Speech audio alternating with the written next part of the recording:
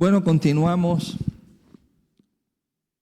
con lo que el Señor está hablando y ministrando a nuestros corazones, y siempre pienso en la importancia de aprender del Señor algo que es muy vital para experimentar la verdadera edificación. ¿Okay? Ahorita Jason comentaba eso cuando pensamos en que el Señor nos enseñe. Casi siempre estamos pensando que nos enseñe como aquella última revelación que nadie tiene, ¿ok? Y wow, que el Señor nos enseñe algo y podamos ver y quedar impactados acerca de eso. Pero creo que el Señor, primero, como anoche también lo escuchamos, no está con el ánimo de informarnos acerca de la verdad. ¿Okay? Yo puedo estar informado de la verdad, pero esa verdad no es la verdad que está gobernando en mi corazón. Más, puedo estar informado de la verdad, pero no ser la verdad que estoy amando en mi corazón. ¿Ok? Entonces, si hay algo que el Señor verdaderamente quiere enseñarnos, en primer lugar, ¿okay? No es lo único que el Señor quiere enseñarnos, pero sí creo que es lo primero que realmente el Señor quiere enseñarnos.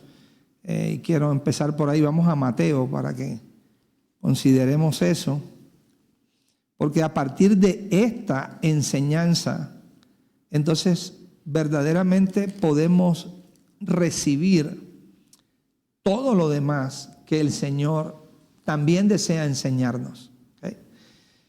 Dice Mateo 11,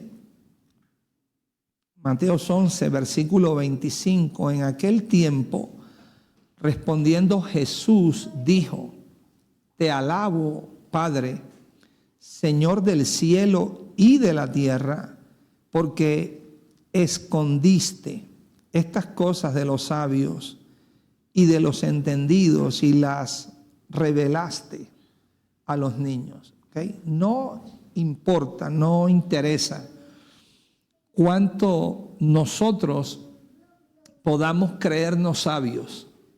Tampoco interesa cuánto nosotros podamos creernos entendidos. ¿Ok? Eso no nos va jamás a capacitar o nos va a habilitar para conocer verdaderamente al Señor. ¿Ok? Yo diría que todo lo contrario. Nuestra propia sabiduría y nuestro propio entendimiento vienen a ser el primer obstáculo en nuestro corazón para verdaderamente conocer al Señor. Por eso Él dice ahí que a esos sabios y a esos entendidos que confían en su propia sabiduría o confían en su propio entendimiento, las verdades de Él como sustancia y vida son escondidas. ¿Ok? Más las revela ¿a quién? A los niños. ¿Ok? Sí, Padre, porque así te agradó. Todas las cosas me fueron entregadas por mi Padre, dice. Y nadie conoce al Hijo sino el Padre, ni al Padre conoce alguno sino el Hijo, y aquel a quien el Hijo lo quiere revelar. Venid a mí. Es un llamado que el Señor hace. Venid a mí todos los que estáis trabajados y los que estáis cargados, y yo os haré descansar. ¿Ok? Y yo creo que si hay algo que verdaderamente nos cansa, ¿ok?, es nuestra propia sabiduría o nuestro propio entendimiento o nuestra propia comprensión natural o carnal de las cosas que podemos tener de Dios. ¿Okay? Nos podemos llenar de mucha información o de mucha religión o mucha interpretación, y eso lo único que trae al alma es cansancio. ¿Ok? No trae el verdadero reposo, porque el verdadero reposo es en oírlo conocerlo y obedecerlo a Él. Por eso dice, llevad mi yugo sobre ustedes y aprended de mí. Aprended de mí, que soy manso y humilde de corazón, y hallaréis descanso para vuestras almas. Observen, aprended de mí. Pero no es como una información que se nos da. ¿Okay? Es una vida y sustancia que es Él. Aprendan de mí. Dice que soy. ¿Ok? O sea, no como les enseño en una clase 5 puntos, que es la humildad y mansedumbre. No, aprendan de mí, que soy. Así es mi espíritu, así es mi naturaleza. Mansa y humilde, humilde y mansa. Aprendan de mí, de mi propio espíritu. Aprendan mansedumbre y humildad. Y así podréis que hallar descanso para vuestras almas. Y luego dice, porque mi yugo es fácil y ligera que mi carga. Entonces, como decía al principio, hay una enseñanza primaria que el Señor verdaderamente quiere Él enseñarnos o impartirnos, y es su humildad y su mansedumbre. Y por medio de esta humildad y mansedumbre de Cristo, entonces verdaderamente podemos ser enseñados por Dios. Verdaderamente podemos llegar a conocer al Señor. Podemos llegar a identificarnos con Él, ¿okay? A tener una verdadera comunión y a tener una verdadera unión con el Señor.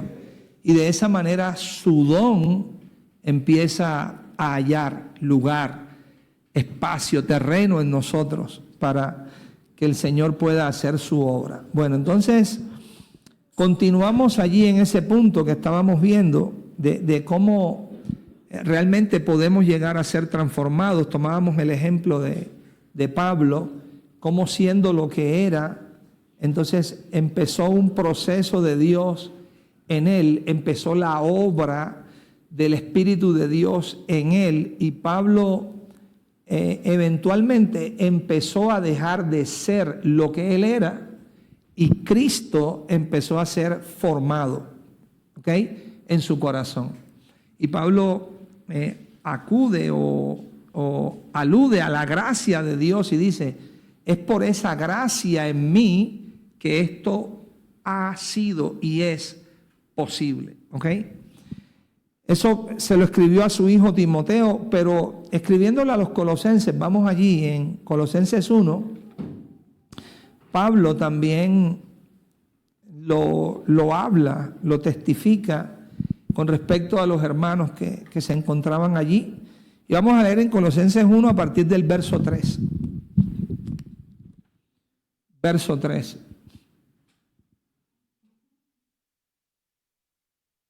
Pablo dice, siempre orando por vosotros, damos gracias a Dios, Padre de nuestro Señor Jesucristo, habiendo oído de vuestra fe en Cristo Jesús y del amor que tenéis a todos los santos. ¿Okay?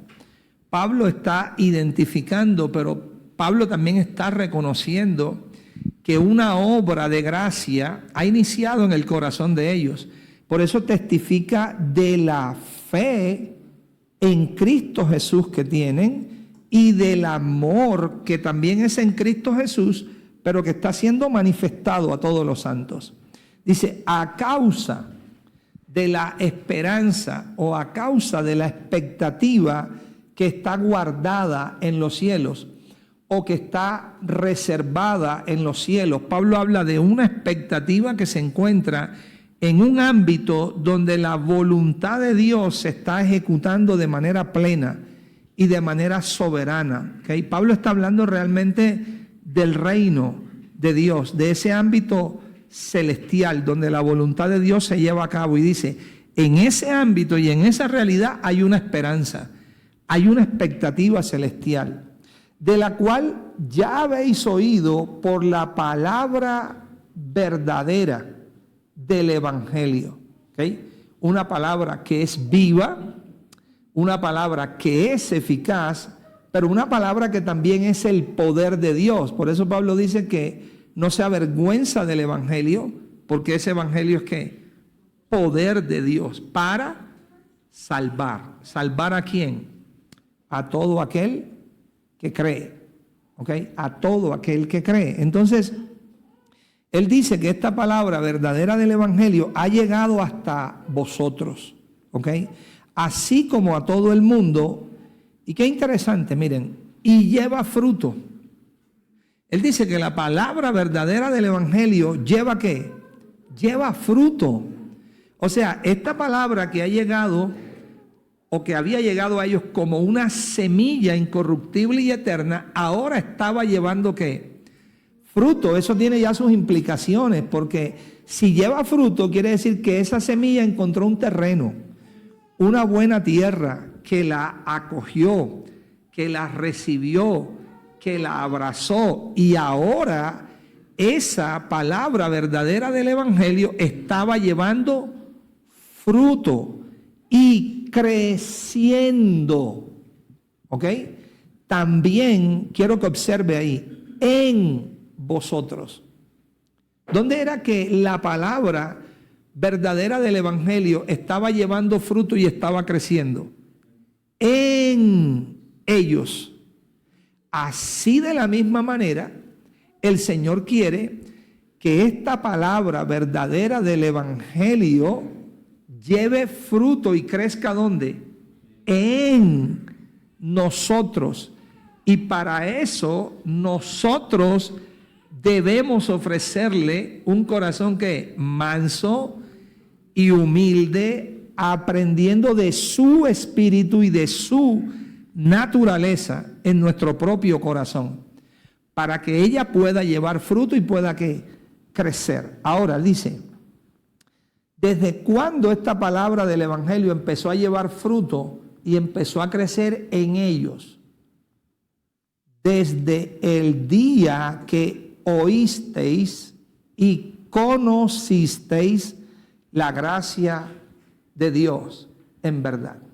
Desde el día que ¿qué?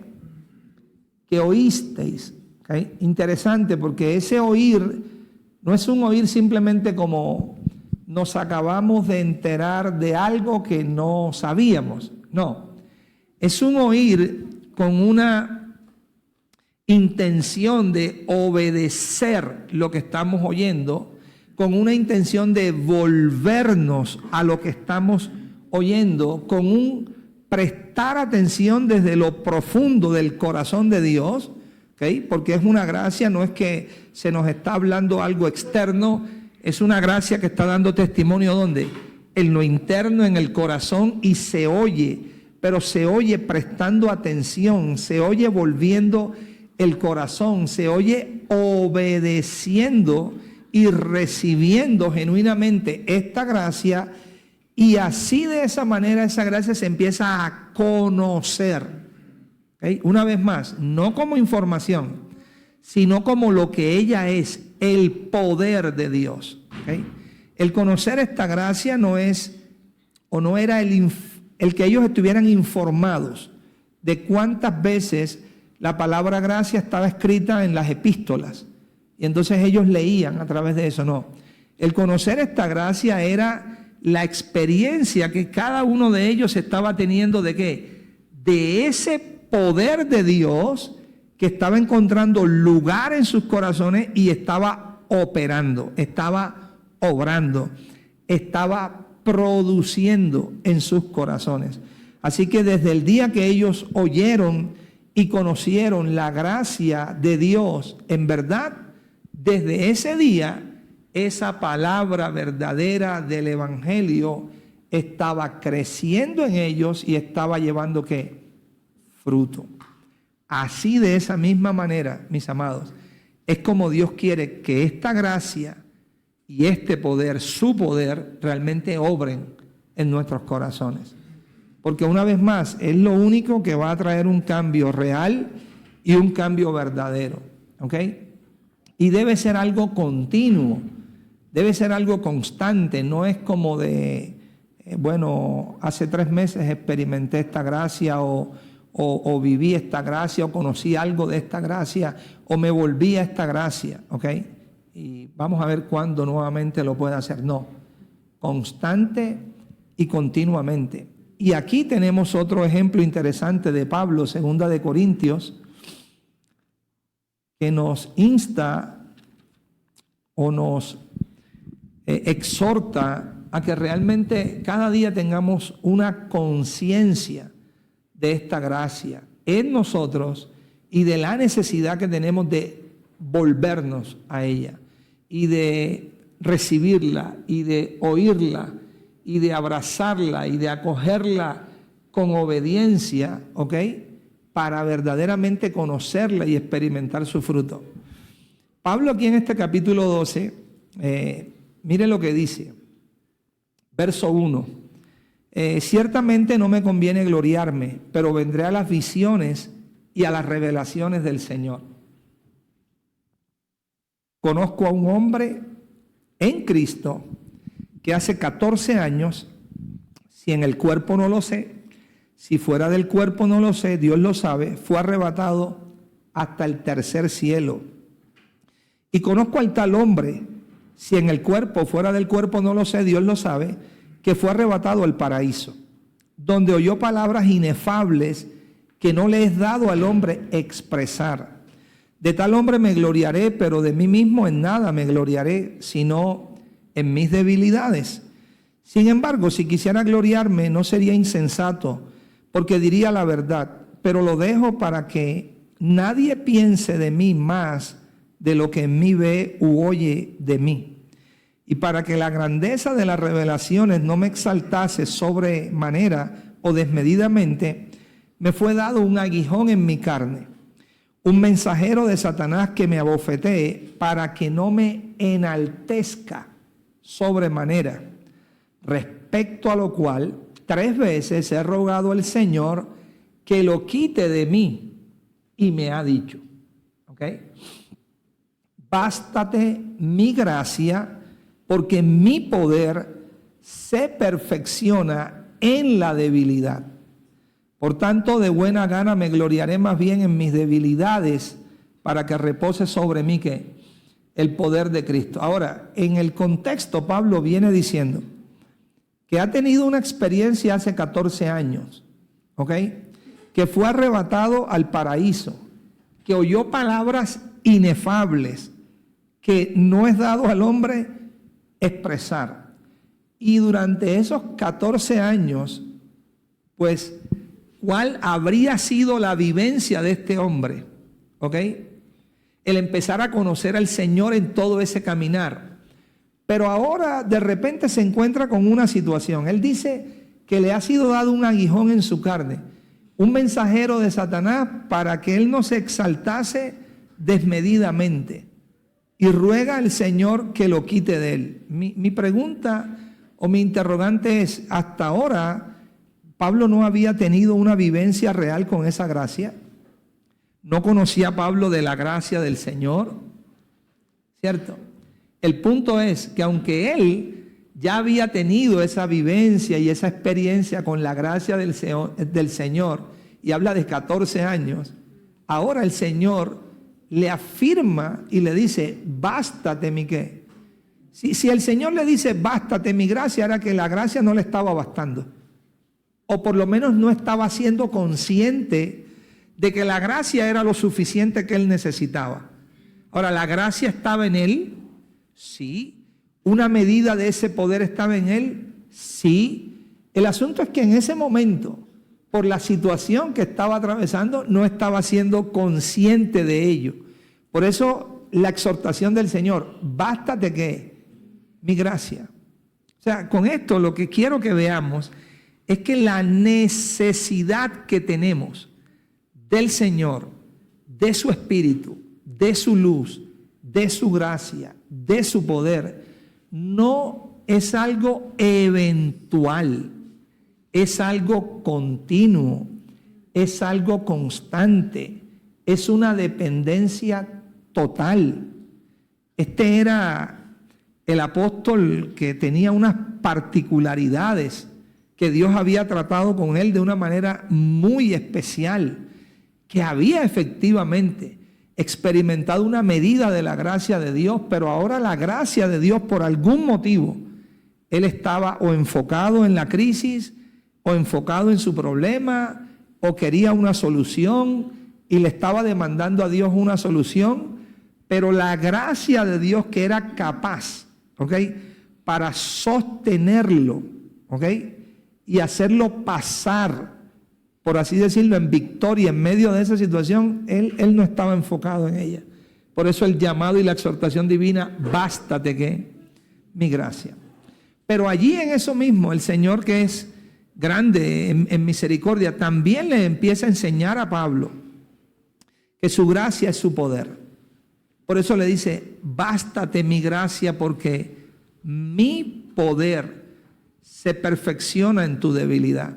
A algo tenía que seguir aprendiendo el apóstol Pablo como una vivencia, y era que no dependía de él, que no se trataba de él, ¿ok?, ni aún de los procesos o sufrimientos o aflicciones por los cuales pudiese pasar. No, de lo que se trataba es de una dependencia completa y absoluta de la gracia de Dios.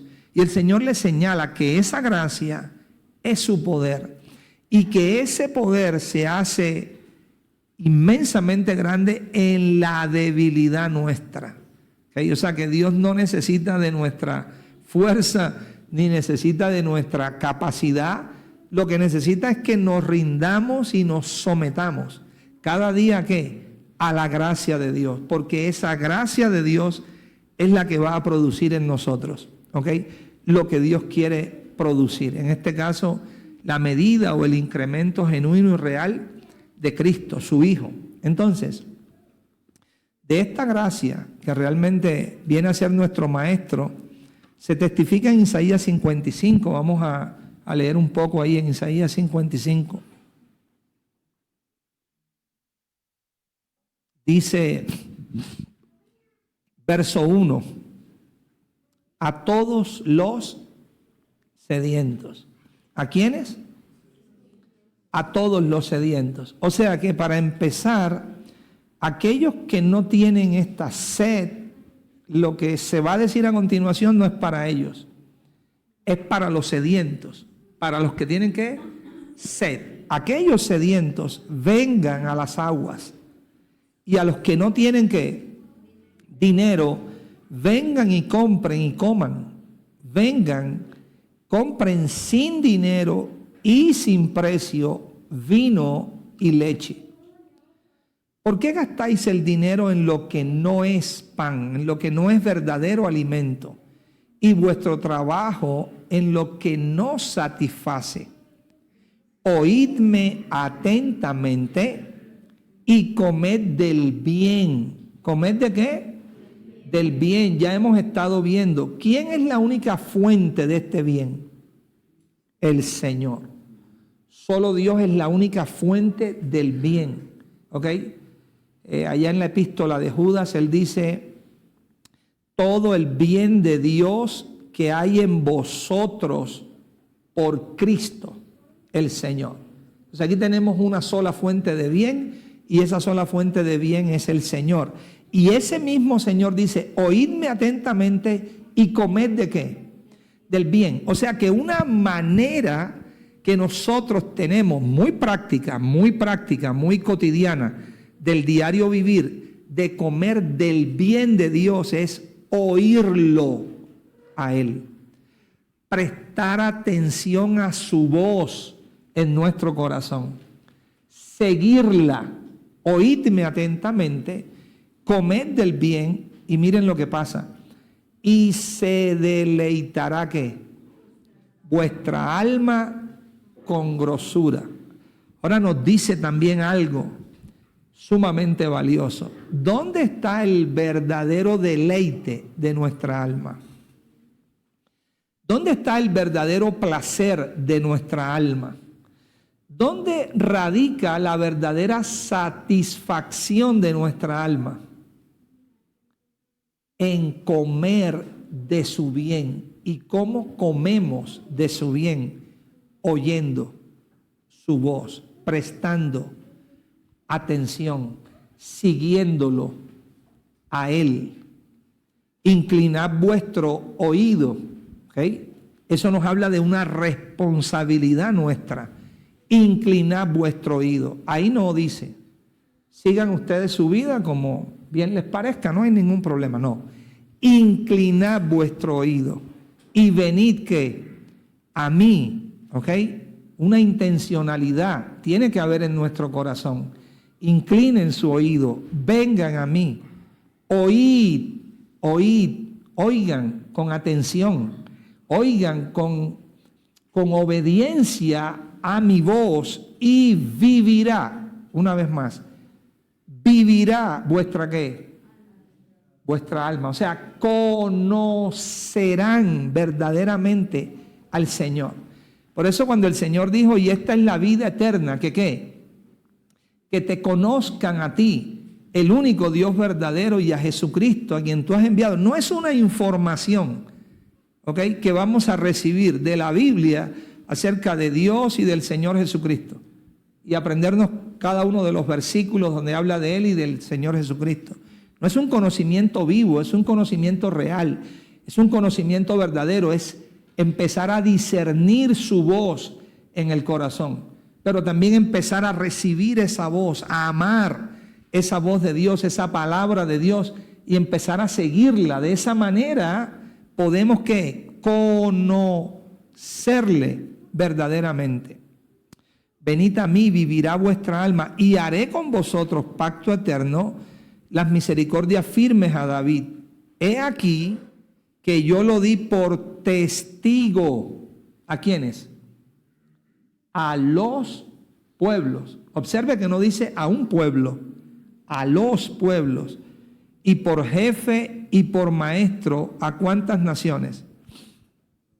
A las naciones, a todas las naciones. Entonces, mis amados, de lo que hemos venido hablando es que Dios se ha provisto de su testigo, el testigo fiel, el testigo verdadero del cual nos habla Apocalipsis, allá en el capítulo 3, que se nos dice, Él es el testigo fiel. Yo soy, dice el Señor hablando, yo soy el testigo fiel y ¿qué?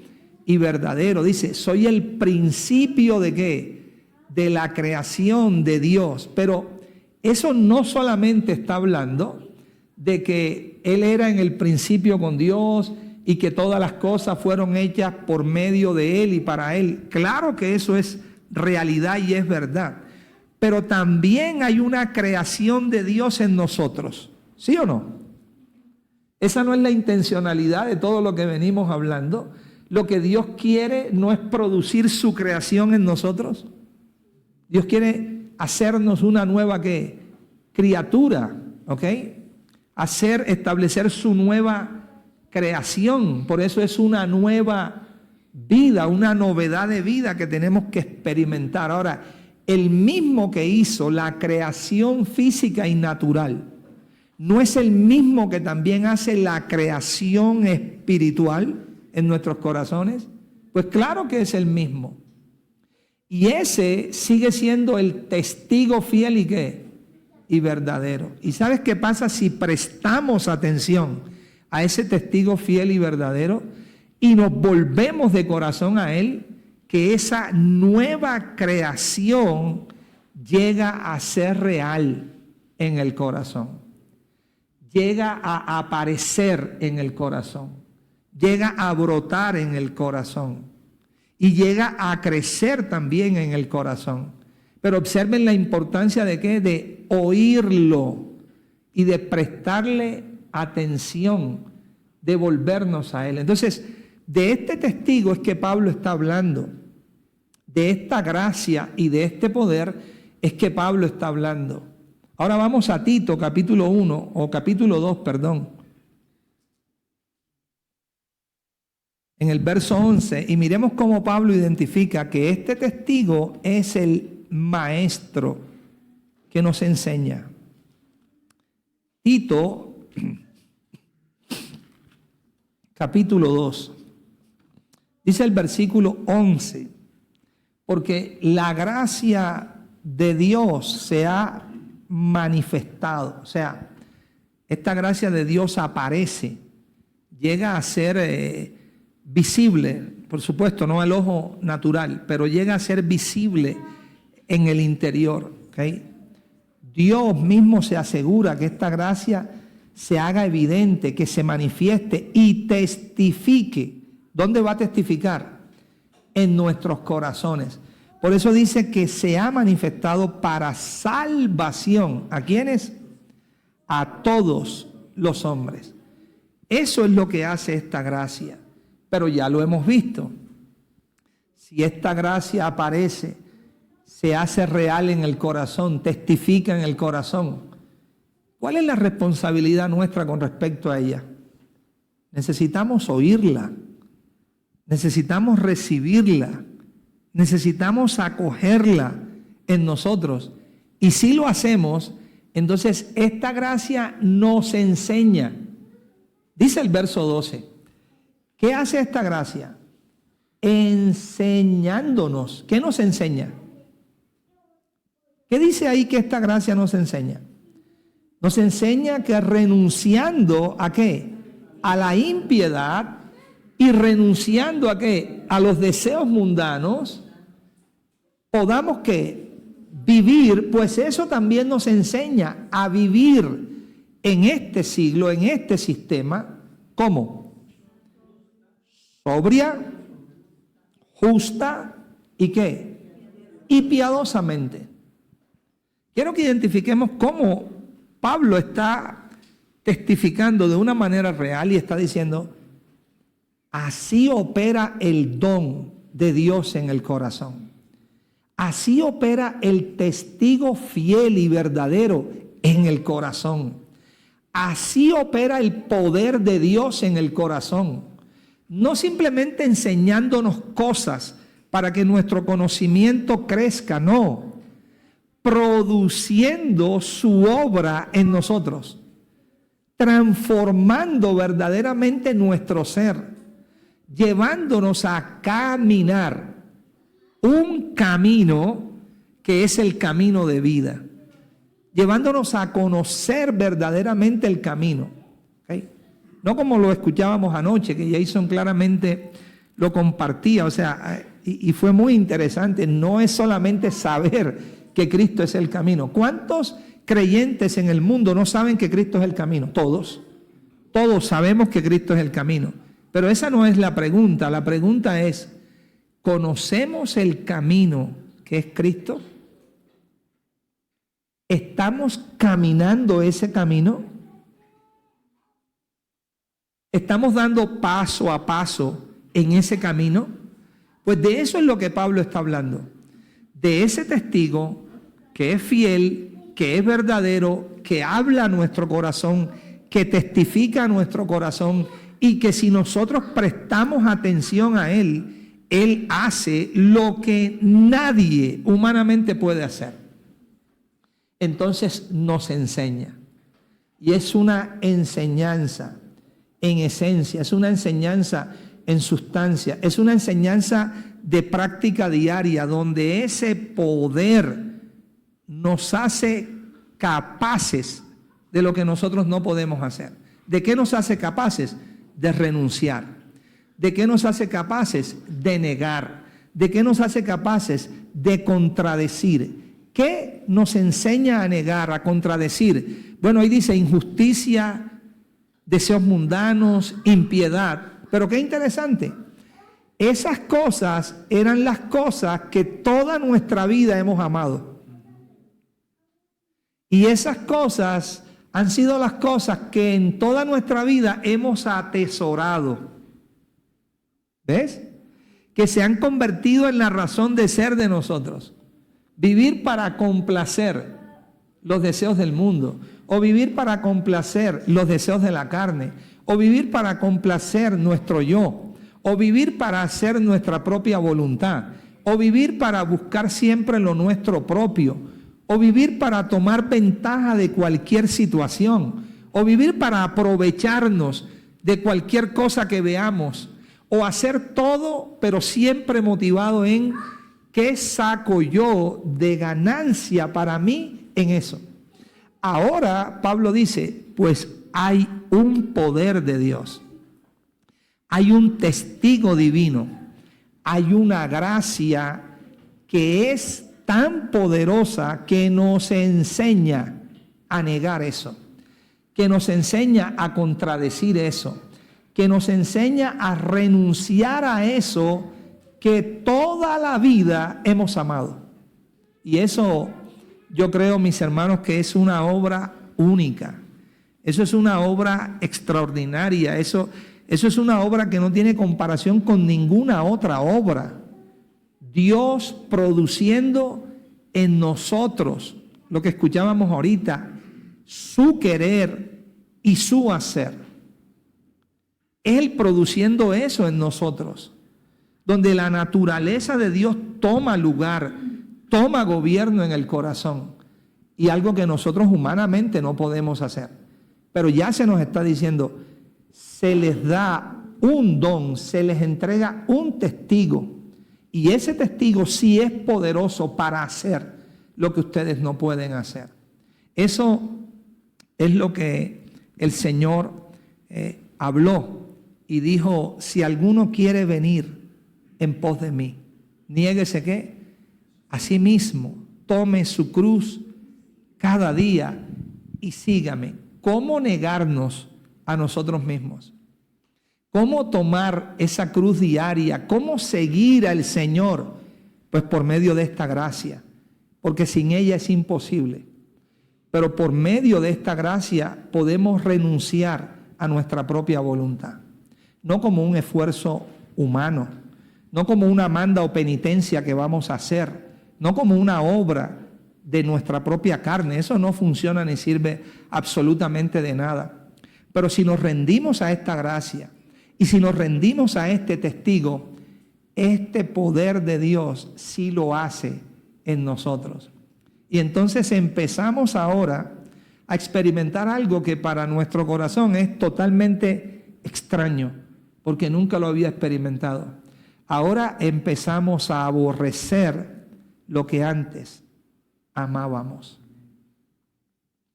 Porque la naturaleza del rey está tomando lugar en nosotros. Y la naturaleza del rey es naturaleza de justicia. Vamos un momentico al Salmo 45 y ya regresamos ahí a Tito. El Salmo 45, David testifica aquí de algo muy importante. En el versículo 6 dice, tu trono, oh Dios, es eterno y es para siempre. Tu gobierno es gobierno eterno y es para siempre. ¿Okay? Por eso su imperio es sempiterno, no tiene fin. Pero luego dice David, cetro, vara de justicia es el cetro o la vara ¿de qué? De tu reino. Qué interesante. Cetro o vara de justicia es el cetro o la vara de tu reino. O sea, tu reino, Señor, tu gobierno tiene como esencia tu justicia, tu naturaleza, tu propio carácter, tu propio ser, ¿ok? Y luego dice, has amado la justicia y aborrecido, ¿qué? La maldad, ¿ok? Entonces, esta es la naturaleza de nuestro rey. Él ama la justicia, pero aborrece, ¿qué? La maldad. Y cuando él nos encuentra, lo que encuentra es que nosotros somos exactamente lo contrario.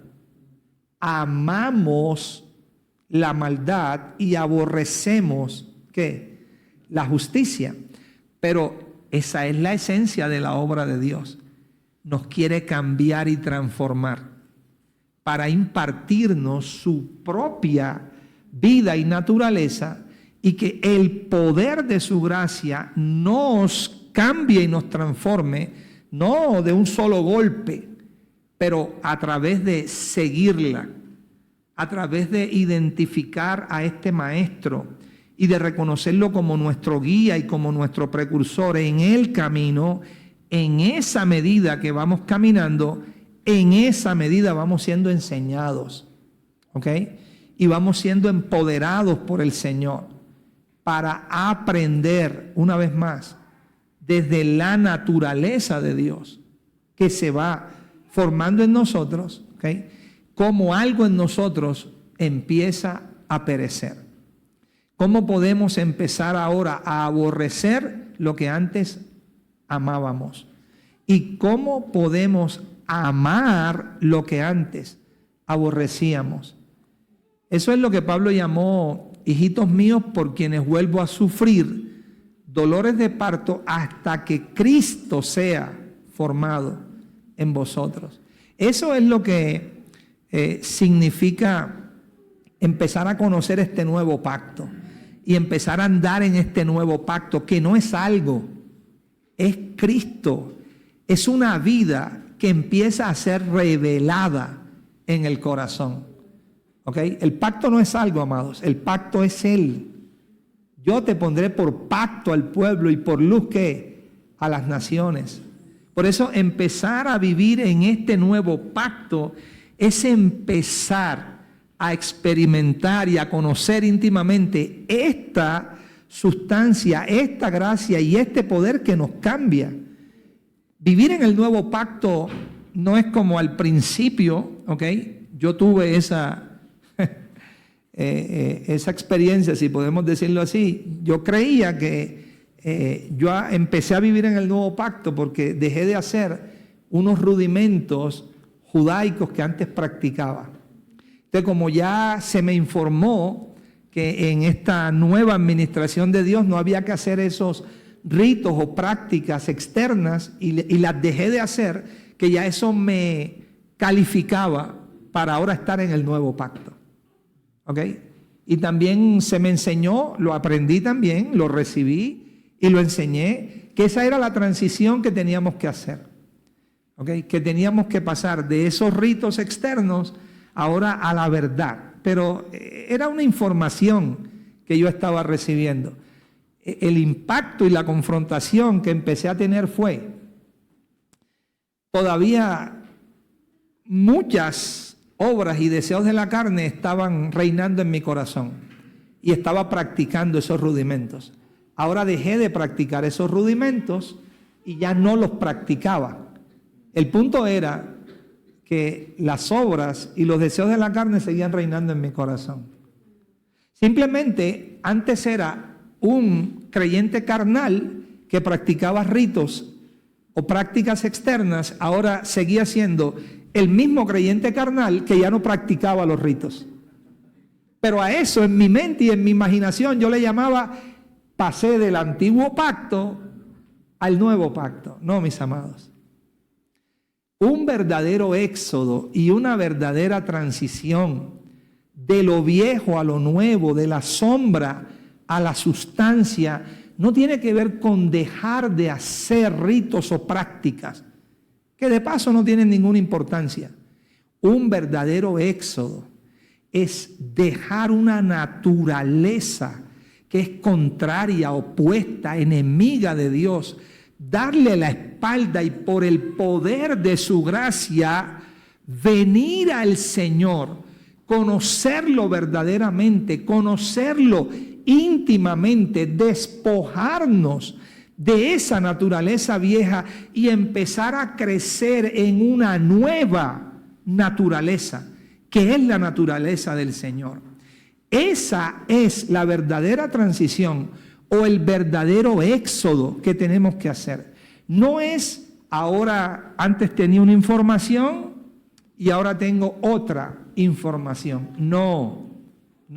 La verdadera transición es que una vida estoy experimentando lo que significa perderla y otra vida estoy experimentando lo que significa ganarla. Esa es la verdadera transición. Y ahí es donde el Señor realmente quiere llevarnos y conducirnos. De caminar en una injusticia a empezar a caminar en su justicia. ¿Ok? En estar viviendo en el yo, por el yo y para el yo, para empezar a vivir de esta manera. Ya no vivo yo, sino Cristo vive en mí. Y lo que ahora vivo en la carne, verdaderamente vivirlo en la fe del Hijo de Dios. Entonces, esa es la obra que Dios quiere hacer. ¿Y cómo la puede hacer Dios? ¿Cómo la hace una vez más? Por el don de su gracia. Pero es un don que tenemos que recibirlo con mansedumbre. ¿Ok? También durante años, yo prediqué que ese don era irresistible y que no se podía resistir. ¿Ok? Y es falso. Es falso porque por mucho tiempo lo resistí en mi corazón. Y al resistirlo en mi corazón, esa era la evidencia que se manifestaba, una falta de transformación genuina. Pero gracias al Señor, que si llegamos a ser sinceros con Él, llega un momento que nos cansamos de la mentira que vivimos, de la falsedad que vivimos. Y decimos, Señor, el Evangelio no puede ser esto. Y esa era la pregunta que una y otra vez retumbaba en mi corazón. El Evangelio no puede ser solo esto, no puede ser. Es que si este Evangelio que asumimos, que tenemos y conocemos, no nos está cambiando y no nos está transformando y no está produciendo la imagen verdadera, la sustancia verdadera de Cristo en nosotros, entonces ¿de qué Evangelio hablamos? No tiene ningún sentido. Pero el Evangelio real y verdadero sí produce un cambio en nosotros. Un cambio real, un cambio maravilloso. Pero una vez más, no es un cambio automático. Esa es otra de las mentiras que durante mucho tiempo creímos. El Evangelio, el poder de Dios no nos cambia automáticamente. No nos cambia instantáneamente. ¿Ok? Y tampoco nos cambia como que nosotros no tenemos ningún sentido de responsabilidad y que Dios haga su obra en nosotros. No, Pablo dijo que había trabajado más que todos los apóstoles, pero no él, sino la gracia de Dios con él. O sea que sí estamos llamados a ser colaboradores de Dios en la obra que Dios hace. Eso no significa que nosotros hacemos la obra. No tenemos ninguna capacidad de hacer la obra, pero tenemos capacidad de resistir la obra. Eso sí lo podemos hacer. Pero si nos rendimos y nos volvemos a Él cada día y a esta gracia, entonces esta gracia va a producir en nosotros lo que nosotros no podemos hacer. Y miren lo que el Salmo 110 dice, que también es una descripción de cuando Dios inicia y continúa esta obra en nuestros corazones. Salmo 110:1, el Señor dijo a mi Señor, siéntate a mi diestra hasta que ponga a tus enemigos por estrado de tus pies, ¿cierto? Siempre cuando pensamos en, bueno, y efectivamente esto está hablando también de los enemigos de Cristo y es algo que se está declarando acerca del Señor, ¿cierto? Pero también es una realidad que pasa en nuestros corazones, ¿ok? Cuando pensamos en enemigos siempre pensamos en lo externo o en los externos, ¿ok? Esos son los enemigos, pero ya hemos visto que los verdaderos enemigos son los de su propia casa, ¿ok? Y vuelve el mismo principio, pensamos en casa y pensamos en la casa donde habitamos, ¿ok? ¿Qué pensamos? ¿Nuestra esposa o quién será? ¿El cuñado, la suegra, los enemigos? No, los verdaderos enemigos son los de nuestra propia casa, ¿ok? Cuando miramos lo que el Señor habla acerca del corazón, oh, mis amados, ahí sí nos damos cuenta cuáles son los verdaderos enemigos que tenemos, los enemigos que están en nuestro corazón. Pero mire que esto es extraordinario. Verso 2 dice, el Señor enviará desde Sión espiritualmente hablando, es el monte de Dios, no es un monte físico.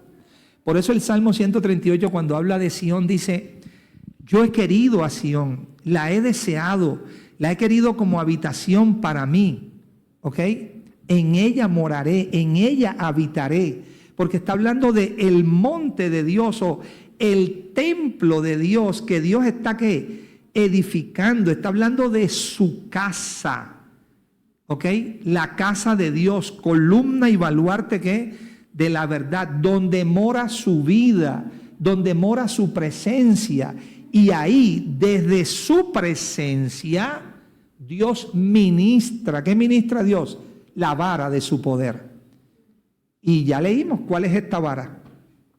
Justicia, naturaleza, su propio ser, su propio carácter. Y dice que esa vara, esa naturaleza, esa justicia domina en medio de tus ¿qué? Enemigos. ¿Cuáles son verdaderamente los enemigos nuestros? La injusticia de nuestro propio corazón, las tinieblas de nuestro propio corazón, ¿ok? Los deseos del mundo en nuestro propio corazón, los deseos de los ojos, los deseos de la carne, la vanagloria de la vida. Todo eso está ¿dónde? En nuestro propio corazón, pero hay una vara o un cetro de justicia que Dios ministra, hay una gracia que Dios ministra y hay un don que Dios ministra que somete a esos enemigos, que crucifica en nosotros a esos enemigos y hace que lo de Dios se pueda ¿qué? Levantar en nosotros. Y por eso cuando eso empieza a operar en el corazón, entonces se da este resultado en el verso 3. Tu pueblo se te ofrecerá como voluntariamente en el día de tu poder. En la hermosura de la santidad, desde el seno de la aurora, tienes tú el rocío de tu juventud. O sea que también hay una esperanza y una expectativa de que en la medida que esta obra de Dios se esté llevando a cabo y nosotros estemos realmente dispuestos y rendidos a ella, mis amados, entonces los mandamientos de Dios dejan de ser gravosos para nosotros. ¿Ok? Así como el rey en su esencia y naturaleza dijo, he venido para hacer tu voluntad. Tu ley habita en medio de mi corazón. El hacer tu voluntad, Dios mío, me ha que así también debe llegar a ser para nosotros. Así también se tiene que convertir la voluntad de Dios en el placer de nuestros corazones. Así también debemos llegar a disfrutar la voluntad del Señor, en que nuestros enemigos cada día estén que sometidos y rendidos y la voluntad de Dios esté levantándose en nosotros. Eso es lo que Pablo está hablando ahí en Tito, que esta gracia, esta divina gracia, no solo nos enseña a renunciar o a negar o a contradecir impiedad y deseos mundanos, no, también nos enseña la sobriedad de Cristo, también nos enseña la justicia de Cristo, también nos enseña la piedad de Cristo. Lo que es de Cristo empieza también a formarse, a levantarse y a gobernar en nuestros corazones. Cuando tenemos eso, mis amados, tenemos un verdadero evangelio, tenemos un verdadero poder. Y entonces se cumple eso que el Señor ha dicho, ¿ok? Haciendo Él en vosotros lo que es agradable delante de Él por Jesucristo.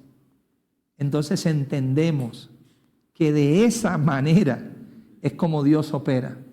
Y de esa manera es como Dios obra en el corazón. Y de esa manera es como Él levanta, ¿ok? Su semilla puede brotar, crecer, llegar a ser un árbol muy grande en nosotros, pero no empieza así, empieza como una semilla de ¿qué? De mostaza, ¿ok?